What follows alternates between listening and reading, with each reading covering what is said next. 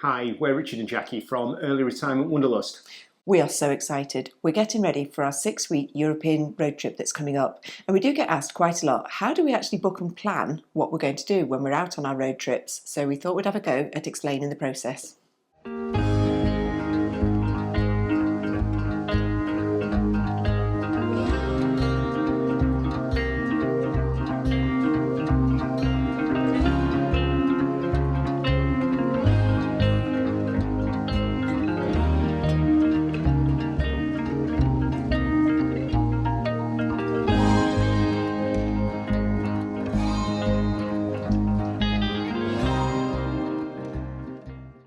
So it might not really come as a surprise that when we first got our campervan 6 years ago, our first long distance road trip around Europe was planned with absolute military precision. We, at that stage, were really risk averse and we wanted to make sure that we had every night booked and we knew exactly where we were going, and it really was a whistle-stop tour of Europe. And as a consequence, we think that we sort of missed out on a lot of things because we stuck to the programme, we continued moving on, and we found some beautiful places that we really didn't have enough time to explore. I think at that point as well, we were both teachers and we were travelling at high season, so we were very worried that if we didn't have everything booked, we wouldn't be able to stay anywhere because it would all be fully booked. At the other end of the scale, we have had a trip just after lockdown where we went out for hopefully 3 weeks. We did end up having to come back a bit earlier than that, and we had no plans at all, and we found that we were doing a bit of a scattergun approach to where we were going. We would spend 3 nights here and then we'd drive right to the other side of the Swiss Alps and spend 2 nights there, and then we'd want to go down to an Italian lake and spend a couple of days. And before we knew it, we had driven so far and used so much petrol in the van and didn't actually have many nights wherever we were staying. So we want a bit of a happy medium this time. So for this trip, we thought we would try and take the best from both ends of the spectrum. We want a little bit of planning to make sure that we hit the places that we want to go to and that we give a due amount of time and that we embrace our newfound love of slow travel. But we also want to make sure that we are covering everything that we want to do over the course of the 6 weeks and doing it in a budget-friendly way as we possibly can. So at the moment, all we have is our return ferries booked on the dates that we know that we want to go, and a rough idea of the countries that we would like to visit and a couple of destinations within there. So in this video, what we want to try and do is somehow break down our rather shambolic step-by-step approach and to try, the system works for us, and what we want to try and do is explain to you as to how we prioritise what we do and where we're planning on going and how we've planned this whole trip out.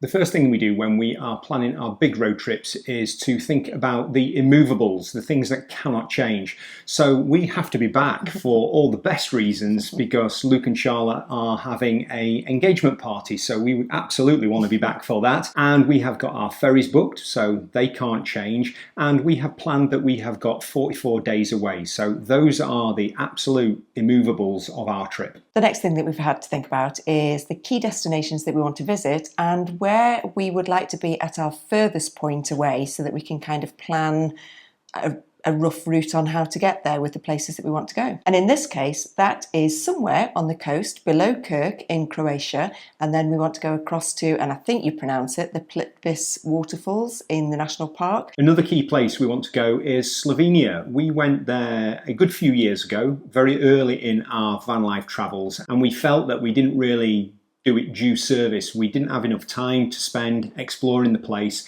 So we've got 2 opportunities. We definitely want to go and explore the Slovenian coast, which seemingly is the tiniest piece of coast ever. I think it's about a 20-mile stretch of coastline. So we're going to think about doing that, and then we are wanting to thread up through southern Slovenia to the northern mountains to pick up the lakes and the Triglav National Park. Another place that we definitely want to visit is the Italian Italian Dolomites. We did get there in 2019 on our last big European alpine trip, and we had 3 nights booked on a really nice campsite, and it chucked it down for the first 2 days, and we just decided to abandon that part of the trip. So we want to go back to the Dolomites, and actually we want to spend a good week there because there's lots of hiking things that we want to do. Again, going back to a previous destination we've been to, we only just popped into Austria on a trip about 3 or 4 years ago, pre-COVID, and it was on our way home, and we called into Zemmelsee and had just the most wonderful 3 nights there.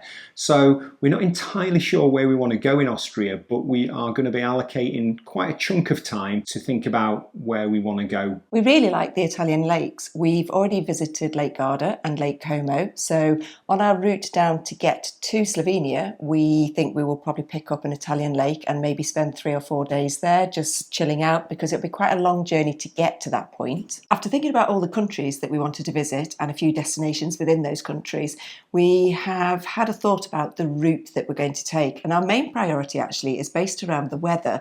The weather at the moment isn't great in the Alps, and there is still quite a lot of snow around, so we are probably going to head more south to the Italian lakes.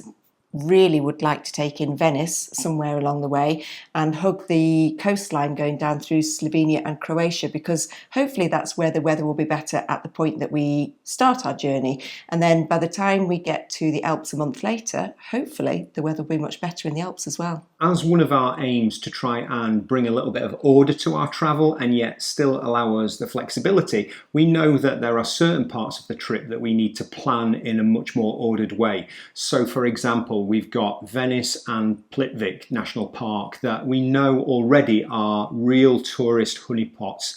And if we're not careful, we could get caught out. So for those venues, we are going to have to book early. We are going to have to make sure that we are hitting the quieter times, so sort of midweek.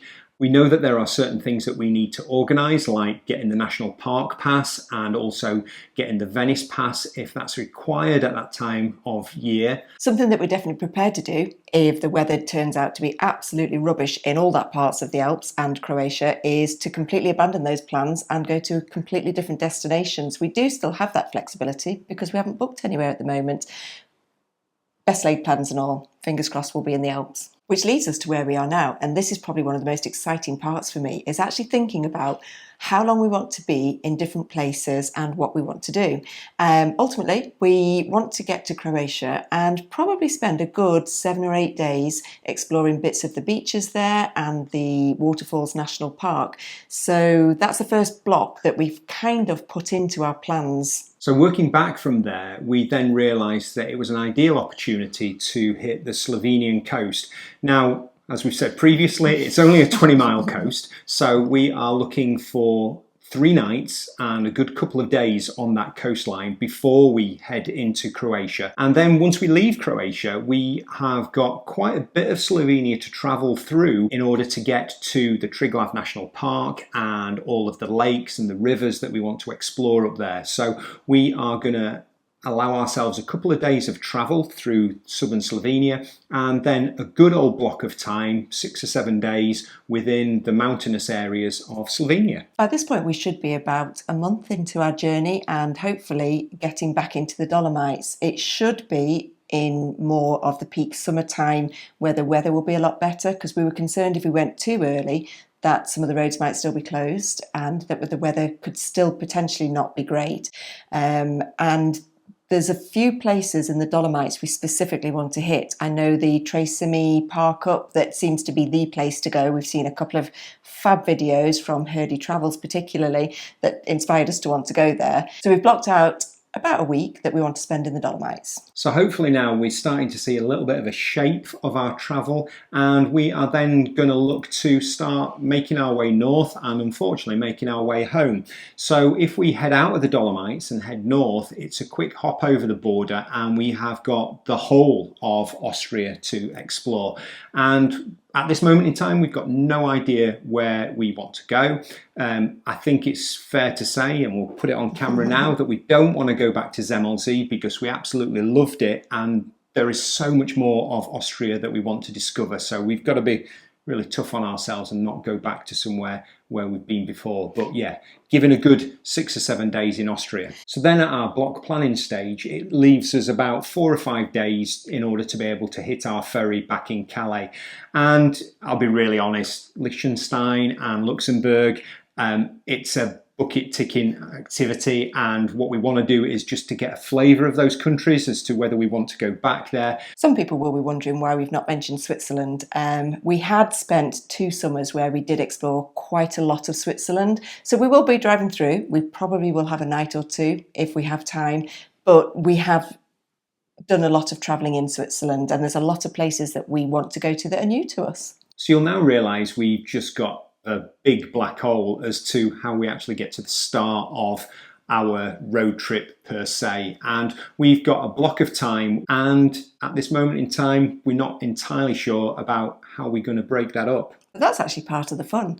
When we went skiing in January and March, we just hit the toll roads and we blasted down as fast as we could to get to the French Alps. This time we thought we would take it a little bit slower. We've got 7 or 8 days to get to the Slovenian coast, so if we work back from there, we will probably spend a couple of days travelling through France, just tootling our way down. I quite fancy visiting the Jura Alps just on the way down for a stopover, and we want to go to an Italian lake and spend 3 or 4 days there, and we want to get to Venice. So we'll plot a route, meandering our way down, but we will spend a good couple of days in Venice, 3 days on the Italian lakes, and the rest of the time travelling. Jackie's latest madcap idea is that we are going to potentially look to travel our way across France without using the toll roads. We've never travelled the slow road in France, and we're thinking this year is the first year. I'm not quite sure as a driver how that's going to go. Yeah, Richard likes blasting down the motorway because I've never driven in Europe. I may be tempted to. I keep saying I will every year. This might be the year that I do it, particularly if we're on the back roads, which doesn't make sense because Richard tells me the toll roads are much easier to drive on. But yeah, we'll see where that route takes us. At the beginning of this video, we said that we would go through some of the bits of paperwork that you might need, some of the things that we've been thinking about in the background before we set off. This isn't by any means a tick list. There, you do need to check yourselves, particularly if you've got a bigger vehicle than our VW and it's over 3.5 tons, because your rules are different to ours. But this is just some of the things that we've had to think about. Yeah, and as a bit of a health warning, we check a couple of sites. The AA site is really, really good for European motoring advice. And also the government website on international travel is your one-stop shop in terms of any paperwork requirements that you need. Because we reckon we were hitting probably 9, maybe a little bit more countries. And it does get a bit complex, even though it's all under the banner of Europe. The localized rules can be a little bit different, and those are the 2 best places to get your information from. Okay, so let's first start thinking about all things to do with insurances. The first insurance that we went to have a look at was our house insurance, because bear in mind we're going away for 44 days, which is a long trip, and different insurances will vary on how many days you can be away. Luckily for us, we're with Direct Line, and our house insurance, we can be away for up to 60 days on our policy. That was the first tick. We buy an annual pass because obviously we've been away quite a lot, and I thought we had 45 days cover for any trip within that.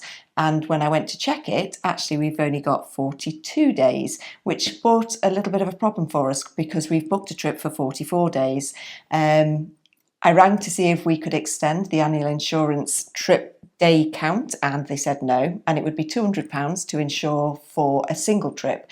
Luckily for us, we haven't actually got that much longer left on this annual trip policy. We renew them every summer. So weighing up that we go away quite a lot, we've actually just swapped to another travel insurance. We've got a couple of big trips coming up very excitedly about a new continent, but we're not going to talk about that.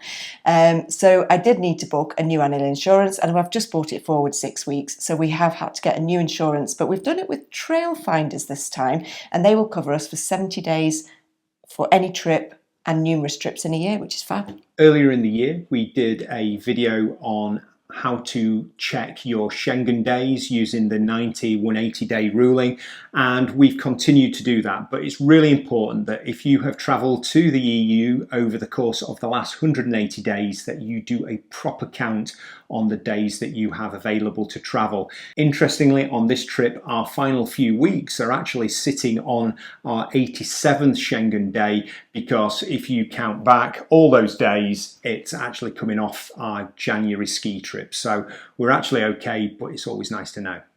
Another thing that you need to consider when going into the EU is that you need to travel with a GHIC card. That's our reciprocal healthcare, that if you're poorly in Europe, your travel insurance will cover you, but they will expect you to have a GHIC card to make sure that you can use the hospitals. While we're on all things insurance, we are very old school, which causes us a problem at the moment because in our less is more lifestyle, we don't actually have a printer in the house. So we have to go to Jackie's mum and print out all our insurance documents in terms of our travel insurance, our car insurance. We have got physical copies of our MOT. There is a whole list of guidance on the AA website that I would recommend that you go through religiously and tick off to make sure that you've got all that paperwork in terms of physical copies for when you're on the road. Yeah, what he's meaning to say is you need to have your car insurance with you, a physical copy. Yep.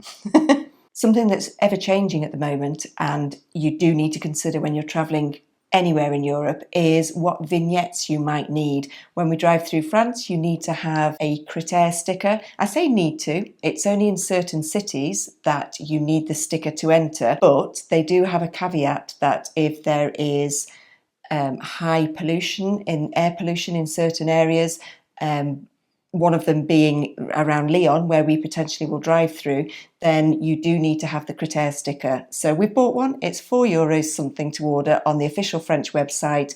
You have to order it quite a few weeks in advance to get the physical copy, but a lot of people do say on the forums that as long as you've got the email to say you've ordered it, you are covered. So we've got our critère sticker already in the van. And then every other country that we're potentially going through have their own rules. So I know when we go into Slovenia, we can buy the vignette at the border. Austria is the same.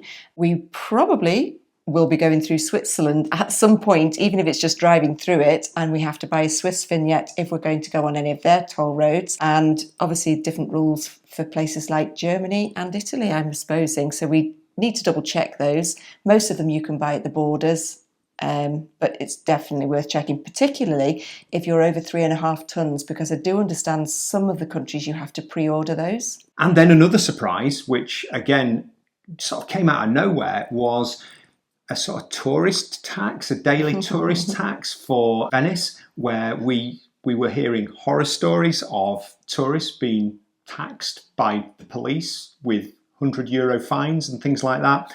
We've looked into it. We've tried to navigate the website. We think that if we keep away from peak weekends at the time that we're going, we should be okay. But there is a very complex website to navigate, and actually the tourist tax is a tiny amount, but from what we believe on social media is that you can get caught out and you can get fined if you don't have one on the appropriate day. As far as the van's concerned, our MOT is due at the end of May, which is brilliant because it means we always get it MOT'd and serviced just before we go on any of our big European trips.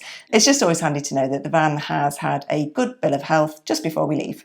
And as an insurance against that, we have also checked that our breakdown cover covers us in Europe. And then one final thing we check is with our bank, because certainly over the winter months when we were travelling across France, there was a couple of situations where we had our debit cards refused, particularly at petrol stations, and that is a bit of an issue. So making sure that your bank knows that you are out in Europe should hopefully negate against that.